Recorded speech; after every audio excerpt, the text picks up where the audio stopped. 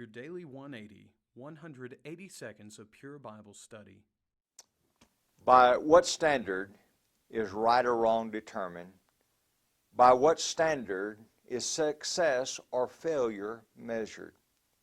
Those are the really big questions that we need to think about, or at least some of the big questions that we need to think about, because you see, if we have the attitude we can do just whatever we want, well, what about the next guy who has the same attitude?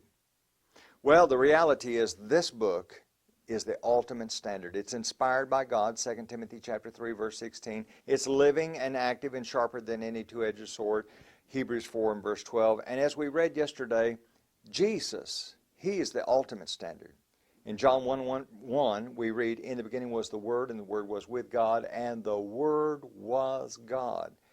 Now, you might be wondering, well, what's the Word? You drop down to verse number 14, and we find, "And the Word became flesh and dwelt among us, and we beheld His glory, the glory as of the only begotten Son of the Father." The only begotten of the Father. The idea is we see that's Jesus.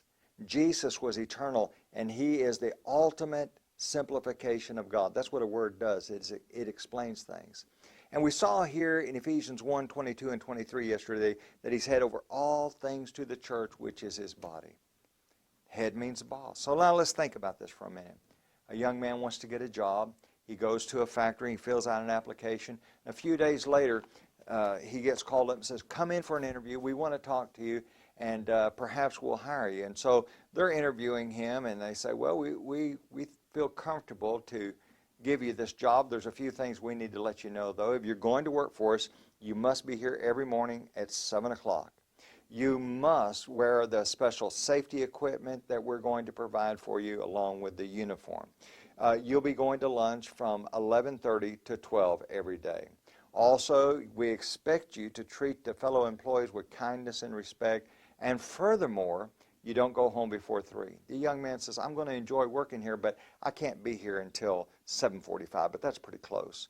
And as far as your safety equipment and things of that nature, I don't need it. I won't have it. And going to lunch at 11:30, that's far too early. I'll go to lunch at 12:30. And also in the afternoon, I need to go home a little bit earlier. But now let me tell you something. I'm going to treat all my fellow employees with kindness and respect." Listen, friends, he's not going to get the job. And if we're going to serve God, we can't pick and choose what we want to do. We need to recognize Him as the ultimate authority in every area of our life. Join us as we continue this study on your daily 180 Bible study.